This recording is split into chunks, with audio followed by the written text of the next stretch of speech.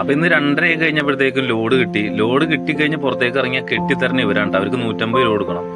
അത് കഴിഞ്ഞ് നമ്മൾ കുറ്റിപ്പുറം നമ്മുടെ താനൂർ റോഡിലേക്ക് കയറിയപ്പോൾ ഒരു ട്രെയിൻ നമ്മുടെ ഒപ്പം വന്നുണ്ട്.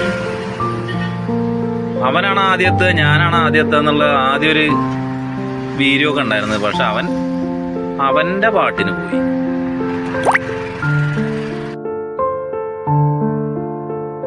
അങ്ങനെ ഉറങ്ങാതിരുന്ന് എത്തിയ കാലത്ത് ഇവിടെ എത്തി. ലോഡിറക്കാൻ പറ്റി. ലോഡിറക്കിയത് വണ്ടിയൊക്കെ കഴുകി കുട്ടപ്പനായി കഴിഞ്ഞപ്പോഴത്തേക്ക് നമ്മുടെ കൂട്ടുകാരൻ വന്ന് അവൻ്റെ ലോഡ് അപ്പുറത്ത് ഇറക്കിക്കൊണ്ടിരിക്കുകയാണ്. ഇത് നമ്മുടെ ഗോഡൗണാണ്, താനൂരുള്ള ഗോഡൗണാണ്. അങ്ങനെ അവനോട് ടാറ്റ ബൈ ബൈ ഒക്കെ പറഞ്ഞ് നമ്മൾ നേരെ തിരിച്ച് പോവുകയാണ്.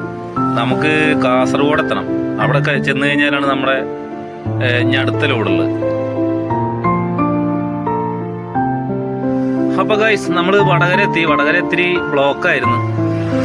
റോഡ് പണി നടക്കണോണ്ട് ഇച്ചിരി ബ്ലോക്കാണ് ആ ഏരിയക്ക്.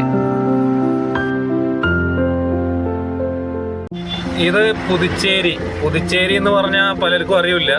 കേന്ദ്രഭരണ പ്രദേശമാണ്. മാഹി എന്ന് പറയും. അപ്പോൾ പണ്ട് നമ്മൾ പോയിരുന്നത് ഈ ചെറിയ വഴി കൂടെയാണ്. ലെഫ്റ്റ് തിരിഞ്ഞ് അങ്ങനെ അങ്ങോട്ട് പോയി കഴിഞ്ഞാൽ ചെറിയൊരു വഴിയായിരുന്നു, ഭയങ്കര ബ്ലോക്കായിരുന്നു. ഇപ്പം അത് മാറി ഹൈവേ വന്നിട്ടുണ്ട്.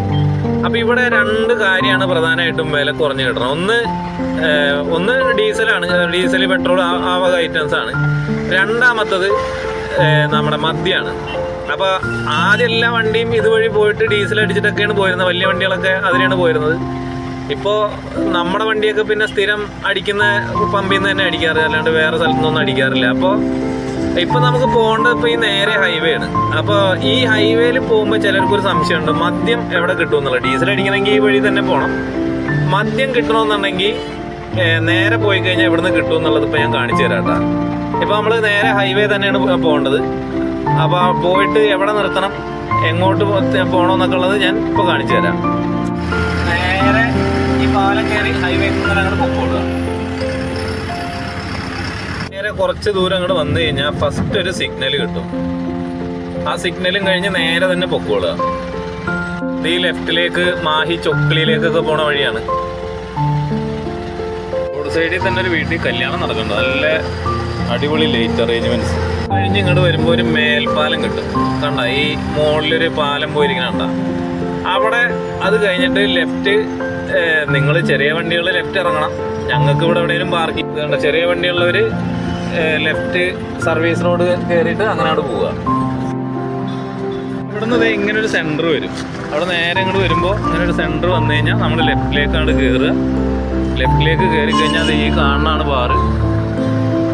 ഓർക്കുക, മദ്യപാനം ആരോഗ്യത്തിന് ഹാനികരമാണ്. പക്ഷേ വീഡിയോ എടുക്കുന്നവനും അത് വിൽക്കുന്നവനും കുഴപ്പമില്ല എന്നുള്ളതുകൊണ്ട് മാത്രമാണ് ഇപ്പോൾ ഞാൻ ഈ വീഡിയോ എടുത്തിരിക്കുന്നത്.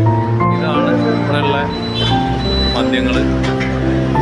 വിലയൊക്കെ അവിടെ എഴുതി വെച്ചിട്ടുണ്ട്. ബെക്കാടി 1110 അര ലിറ്ററിന്.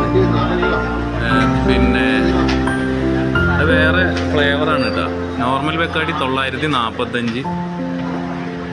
പിന്നെ ബെക്കാടി മറ്റേ ബ്രാൻഡി ഉണ്ട്, അതിന് 825. പിന്നെ 540 ഉണ്ട്. അങ്ങനെ പല വിലയാണ്. നമുക്കറിയാനുള്ളത് ഏറ്റവും കുറഞ്ഞത് ഏതൊക്കെയാണെന്നുള്ളതാണ്. ഇതെന്താ വില? 320. ഇതാണ് 320ൻ്റെത്. നമ്മുടെ അവിടെ ഒരു പൈൻറ്റിൻ്റെ വിലയിലാണ് ഇവിടെ 1 ലിറ്റർ കിട്ടുന്നത്. അപ്പോൾ ഈ സ്ഥലം പരിചിതപ്രജ്ഞരായിട്ടുള്ള പല ഡ്രൈവർമാർക്കും അറിയാൻ പാടില്ലാത്തവരുണ്ടെങ്കിൽ ഒന്ന് ലൈക്ക് ചെയ്യണേ. നമ്മൾ കണ്ണൂരെത്തി ഗൈസ്.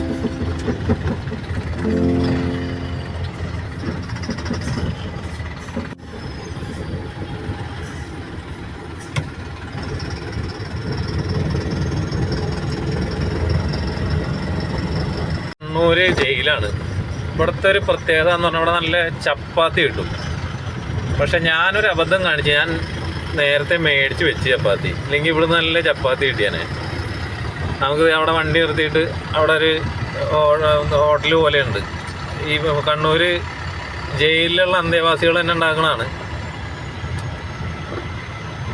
അപ്പോൾ അത് മേടിക്കായിരുന്നു, അബദ്ധം പറ്റി. നമ്മൾ പുറത്തുനിന്ന് മേടിച്ചു പോയി.